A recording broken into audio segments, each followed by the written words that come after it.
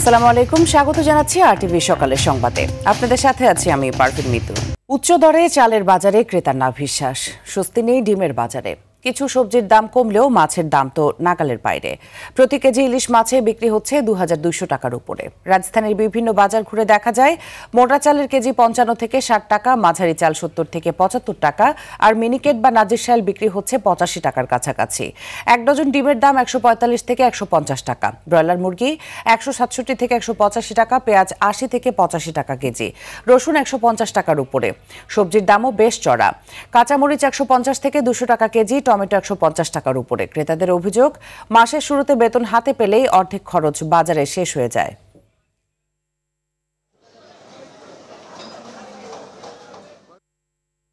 দর্শক, সাপ্তাহিক বাজার পরিস্থিতি জানাতে রাজধানীর কারণ বাজার থেকে যুক্ত হচ্ছেন আমাদের সহকর্মী আলোয়ান খান। আলোয়ান, চালের দাম কেন বৃদ্ধি পেয়েছে, বিক্রেতারা কি বলছে, আর বাজারের সার্বিক পরিস্থিতি আমাদের জানাবেন।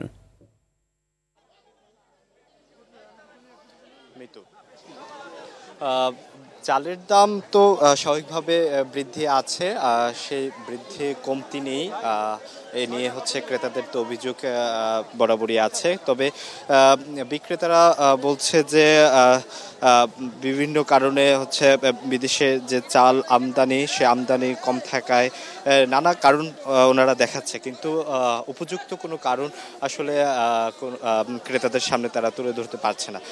এদিকে আমরা মাছের বাজার ঘুরে দেখলাম। ইলিশ মাছ হচ্ছে সামনে দুর্গাপুজো, সেই পুজো উপলক্ষে ইলিশ মাছের যে বাজার, সেখানে সরগম দেখতে পেয়েছি।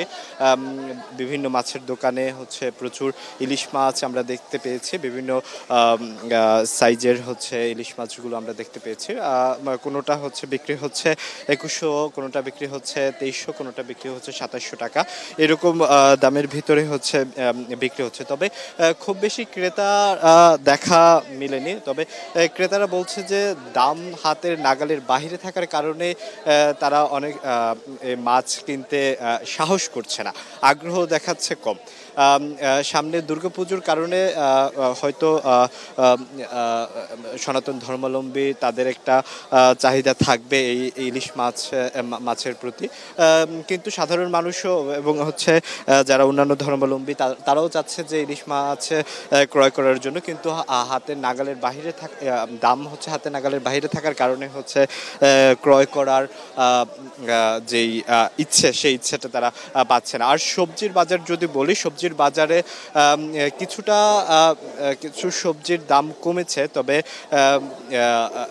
নিত্য প্রয়োজনীয় যে সবজি খুব বেশি আসলে কমার মধ্যে দেখা যাচ্ছে না। যেমন আমরা মরিচের কথায় যদি ধরি, সে মরিচ কিন্তু হচ্ছে 150 থেকে 200 টাকার ভিতরে বিক্রি হচ্ছে। টমেটো কিন্তু 200-র কমে পাওয়া যাচ্ছে না। তাছাড়া পটল কিংবা কাঁকরোল, অন্যান্য এই সবজিগুলোর কিছুটা 10 থেকে 15 টাকা দাম কমেছে, কিন্তু সার্বিকভাবে এরকম যে সব কিছুর দাম কমেছে এরকম না। আর যদি পেঁয়াজ, আদা, এই সমস্ত দ্রব্যপণ্যের কথা বলি, এগুলো কিন্তু হচ্ছে কোনোটাই 150 নিচে পাওয়া যাচ্ছে না। পেঁয়াজ অবশ্য পেঁয়াজ 70 টাকা দরে বিক্রি হচ্ছে, আলু বিক্রি হচ্ছে 20 টাকা দরে। এই হচ্ছে সবজির বাজারের বর্তমান অবস্থা। মিতু হচ্ছে কারণ বাজার থেকে সাপ্তাহিক যে বাজারের হচ্ছে সর্বশেষ অবস্থা এই ছিল। আলোয়ান, অসংখ্য ধন্যবাদ আপনাকে আমাদের সাথে যুক্ত হবার জন্য। মৌসুমের শুরুতে রূপালী ইলিশের পাওয়া না গেলেও এখন জেলেদের জালে ধরা পড়ছে ঝাঁকে ঝাঁকে ইলিশ। এতে ব্যস্ত সময় পার করছেন পটুয়াখালীর রাঙাবালির জেলেরা। ইলিশের সরবরাহ বাড়ায় ভরা মৌসুমে সরগরম হয়ে উঠেছে উপজেলার আড়ত ও মাছ ঘাটগুলো। এমন সরবরাহ অব্যাহত থাকলে দাম কমবে আশা ব্যবসায়ীদের। পটুয়াখালীর রাঙাবালি থেকে আয়ুব খানের পাঠানো তথ্যচিত্রে আরও জানাচ্ছেন আব্দুল হামিদ। পটুয়াখালীর রাঙাবালি উপজেলার নদী ও সাগর মোহনায় জেলেদের জালে ধরা পড়ছে ঝাঁকে ঝাঁকে ইলিশ। পাইকার আর জেলেদের হাঁক ডাকে প্রাণ ফিরে পেয়েছে আড়তগুলো। ঘাট থেকে ইলিশ যাচ্ছে দেশের বিভিন্ন প্রান্তে। রূপালী ইলিশের এমন সরবরাহে হাসি ফুটেছে জেলেদের মুখে। আগের বছর সেই বছর ভালো মাছ পড়তে আছে। 11 দিনে 90,000 টাকার মাছ বিক্রি করছি। আমরা লসে আছিলাম, এখন বর্তমানে মাছ পড়তে আছে। ভালো দাম পাওয়ায় খুশি আড়তদাররাও। আমাদের ভালো ব্যবসা হইতে আছে, এখন ভালোই টাকা সবার ইনকাম হইতেছে। খাওয়া দাওয়ার সময় পাইতেছি না, খুব মাছ মোটামুটি খুবই ভালো হইতেছে আর কি। এখন যে নদীতে মাছ পড়ে আলহামদুলিল্লাহ খুব ভালো। ডোল হয়েছি 10টা 15টা, এখন 20টা 30টা ডোল উঠাই। এবার ইলিশ উৎপাদনের লক্ষ্যমাত্রা পূরণ হবে বলে জানান শেরেবাংলা কৃষি বিশ্ববিদ্যালয়ের ফিশারিজ অ্যান্ড মেরিন সায়েন্স অনুষদের সহকারী অধ্যাপক মীর মোহাম্মদ আলী। জেলেদের জন্য একটা খুশির খবর হচ্ছে এই মৌসুমের শেষের দিকে হলেও জেলেদের জালে কিন্তু প্রচুর মাছ পাওয়া যাচ্ছে। জানুয়ারি ফেব্রুয়ারির দিকে কিন্তু আরেকটা মৌসুম রয়েছে ইলিশের। মোটামুটি গত কয়েক বছর ধরে কিন্তু এই সময়ে কিছু ইলিশ পাওয়া যায়। ভরা মৌসুমে ইলিশের স্বাদ নিতে পারেনি সাধারণ মানুষ, সে আক্ষেপ গুচার পালা এবার। আব্দুল হামিদ, RTV। চট্টগ্রাম বিশ্ববিদ্যালয় কেন্দ্রীয় ছাত্র সংসদ এবং হল সংসদ নির্বাচনের জন্য মোট 931 জন প্রার্থী মনোনয়নপত্র জমা দিয়েছে। গেল রাত 8টার দিকে নির্বাচন কমিশনের সদস্য সচিব অধ্যাপক ডক্টর AKM শরীফুল হক সিদ্দিকী এ তথ্য নিশ্চিত করেন। এদিকে নির্বাচনে ছাত্রদল ও ছাত্র শিবির প্যানেল ঘোষণা করেছে। গতকাল দুপুরে বিশ্ববিদ্যালয়ের বুদ্ধিজীবী চত্বরে নির্বাচনের প্যানেল ঘোষণা করেন ছাত্রদলের কেন্দ্রীয় সেক্রেটারি নাসির উদ্দিন নাসির। সংগঠনটি ভিপি পদে বিশ্ববিদ্যালয় ছাত্রদলের সাংগঠনিক সম্পাদক সাজ্জাদ হোসেন হৃদয় মনোনয়নপত্র পেয়েছেন। সম্প্রতি শিক্ষার্থী জোট নামে পূর্ণাঙ্গ প্যানেল ঘোষণা করেছে ইসলামী ছাত্র শিবির। এছাড়া তফসিলের আংশিক পরিবর্তন করেছে নির্বাচন কমিশন। সে অনুযায়ী মনোনয়নপত্র যাচাই বাছাই হবে 21 সেপ্টেম্বর, আর প্রার্থীদের প্রাথমিক তালিকা প্রকাশ করা হবে 22 সেপ্টেম্বর। রাজশাহী বিশ্ববিদ্যালয় কেন্দ্রীয় ছাত্র সংসদ নির্বাচন ও হল সংসদ নির্বাচনের প্রার্থীরা ক্যাম্পাসে প্রচার চালাচ্ছে। প্রচারপত্র বিলি ও কুশল বিনিময়ের মাধ্যমে প্রার্থীরা সাধারণ শিক্ষার্থীদের কাছে যাচ্ছে। তারা নির্বাচিত হলে শিক্ষার্থীদের জন্য কি কি করবে তা তুলে ধরছে। ছুটির দিন হওয়াতে সকাল থেকে প্রচারে কম থাকলেও বিশ্ববিদ্যালয়ের কেন্দ্রীয় মসজিদে জুমার নামাজ আদায়ের পর প্রচার কার্যক্রম বাড়বে। এদিকে রাজশাহী বিশ্ববিদ্যালয়ের পোষ্য কোটা পুনর্বহালের প্রতিবাদে জুমার পর রাবি কেন্দ্রীয় জামে মসজিদ থেকে বিক্ষোভের ডাক দিয়েছে শিক্ষার্থীরা।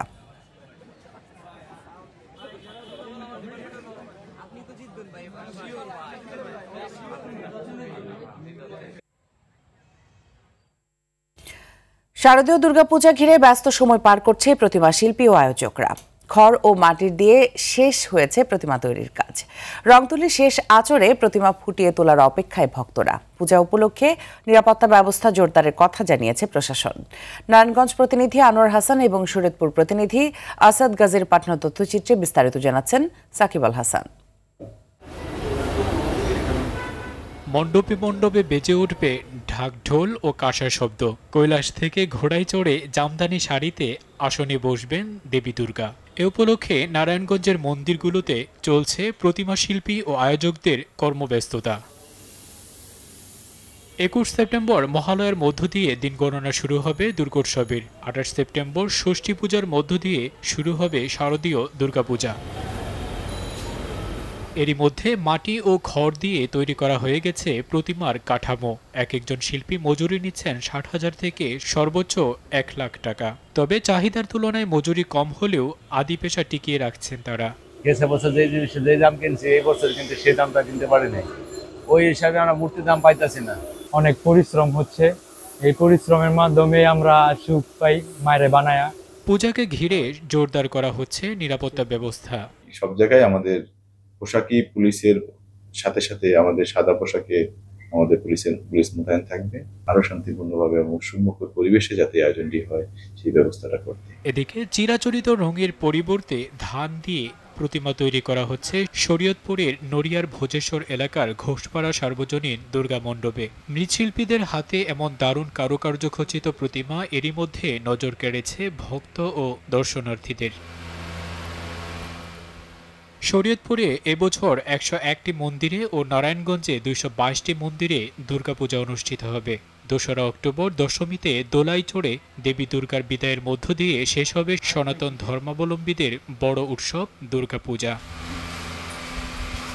সাকিব আল হাসান, RTV। প্রধান উপদেষ্টা প্রফেসর মোহাম্মদ ইউনূসের সঙ্গে সৌজন্য সাক্ষাৎ করেছেন নেদারল্যান্ডসের নবনিযুক্ত রাষ্ট্রদূত বরিস ভ্যান বোমেল। গেল রাতে যমুনার প্রধান উপদেষ্টার সঙ্গে এই সৌজন্য অনুষ্ঠিত হয়। সাক্ষাতে তারা দ্বিপাক্ষিক সম্পর্ক জোরদার, আসন্ন সাধারণ নির্বাচন, বাণিজ্য, কৃষি এবং চলমান রোহিঙ্গা মানবিক সংকট সহ পারস্পরিক স্বার্থ সংশ্লিষ্ট বিভিন্ন বিষয় নিয়ে আলোচনা করেন। প্রধান উপদেষ্টা ফেব্রুয়ারি মাসের প্রথমার্ধে সাধারণ নির্বাচন অনুষ্ঠানের জন্য অন্তর্বর্তীকালীন সরকারের প্রস্তুতি সম্পর্কে রাষ্ট্রদূতকে অবহিত করেন। রাষ্ট্রদূত ভ্যান বোমেল বাংলাদেশের গণতান্ত্রিক উত্তরণের প্রতি তার দেশের সমর্থনের কথা পুনর্ব্যক্ত করেন।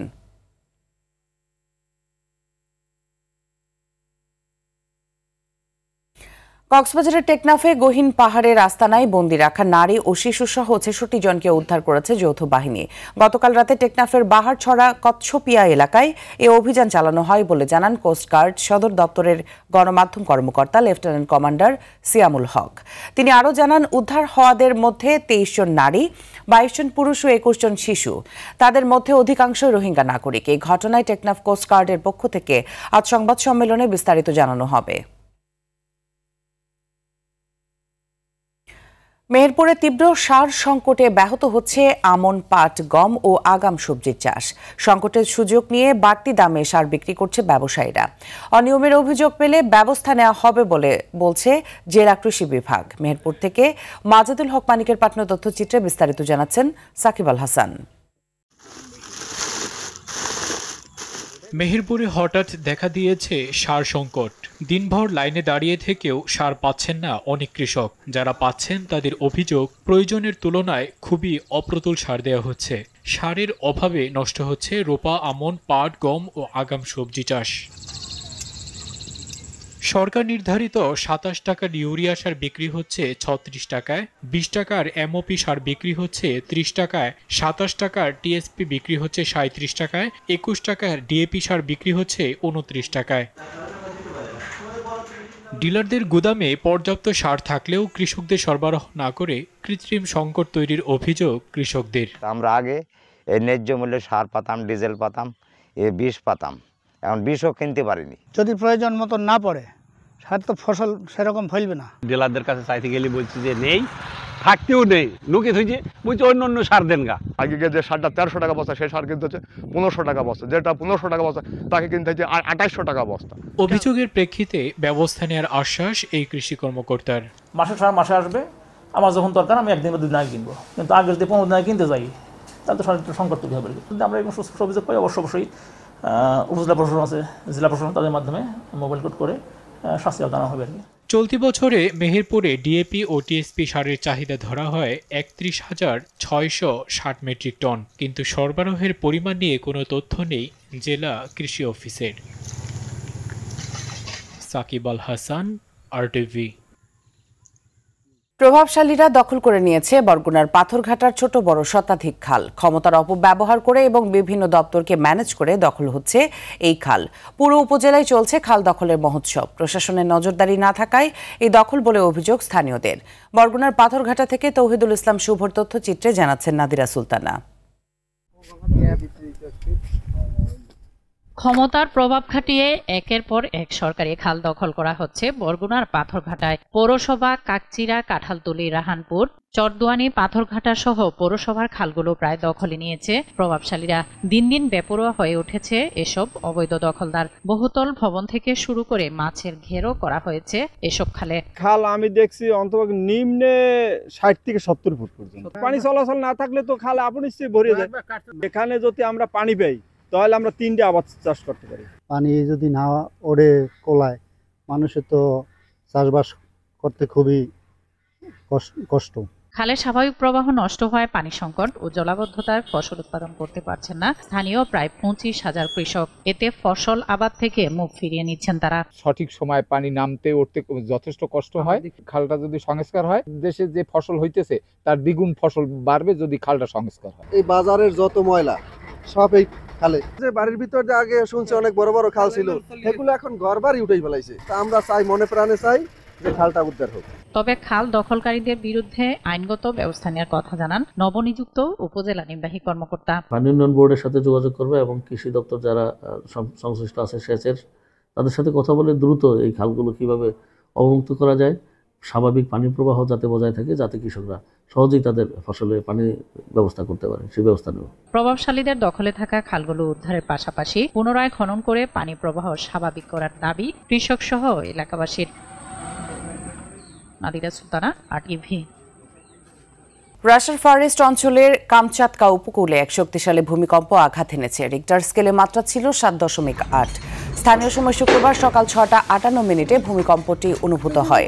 তথ্যটি নিশ্চিত করেছে বার্তা সংস্থা আল জাজিরা। ভূপৃষ্ঠ থেকে গভীরতা ছিল 10 কিলোমিটার। এদিকে ভূমিকম্পের পরপর কয়েকটি আফটার শক অনুভূত হয়েছে। ভূমিকম্প আঘাত আনার পর সুনামি সতর্কতা জারি করা হলেও পরে তা প্রত্যাহার করে নেওয়া হয়েছে। গাজার কাছাকাছি অঞ্চলে থাকা প্রায় 8 লাখ ফিলিস্তিনিকে গোটা বিশ্বের সঙ্গে যোগাযোগ বিচ্ছিন্ন করেছে ইসরায়েল। গাজা শহরে ইন্টারনেট ও অন্যান্য যোগাযোগ ব্যবস্থা টানা দ্বিতীয় দিনের মতো ব্ল্যাক আউট অবস্থায় রয়েছে। এদিকে গেল 24 ঘন্টায় ইসরায়েলি হামলায় আরও 79 জন নিহত হয়েছেন। আহত হয়েছেন অন্তত 2 শতাধিক ফিলিস্তিনি। তথ্যটি নিশ্চিত করেছে বার্তা সংস্থা আল জাজিরা। অন্যদিকে গাজার রাফা অঞ্চলে বোমা বিস্ফোরণে 4 ইসরায়েলি সেনা নিহত হয়েছে। আহত হয়েছে আরও 3 জন সেনা। এই হামলায় ব্যবহৃত বিস্ফোরকের ধরন খতিয়ে দেখছে ইসরায়েলি সেনাবাহিনী।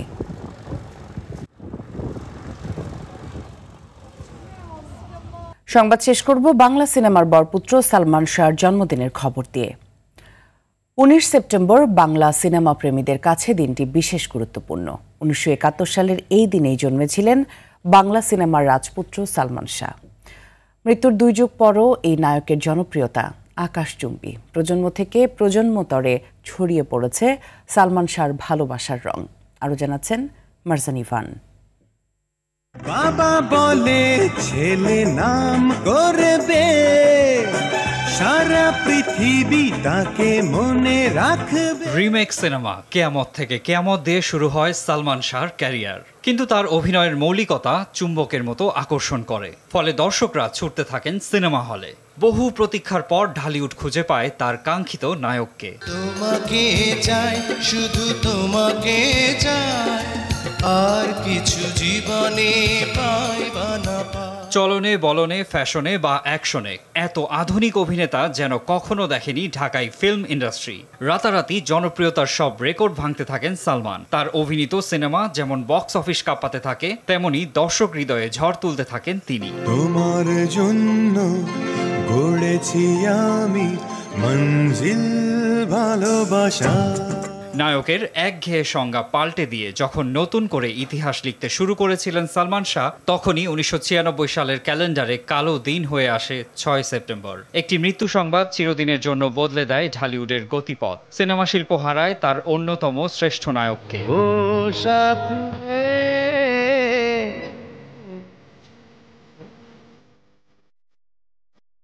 বেঁচে থাকলে বাংলা সিনেমার এই সুপারস্টার আজ 54তম জন্মদিন পালন করতেন। দেখতে দেখতে তার মৃত্যুর 29 বছর পার হয়ে গেছে। তবে একজন সত্যিকারের তারকার কখনো মৃত্যু হয় না। তাই তো অনন্তকাল দেশের চলচ্চিত্র ও দর্শকের মাঝে বেঁচে থাকবেন সালমান শাহ।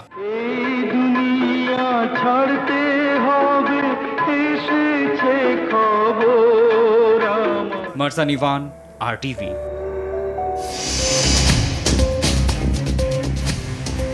সকালের সংবাদ এ পর্যন্তই। মধ্যাহ্নের সংবাদ দুপুর 12টায় দেখার আমন্ত্রণ রইল। ধন্যবাদ সবাইকে।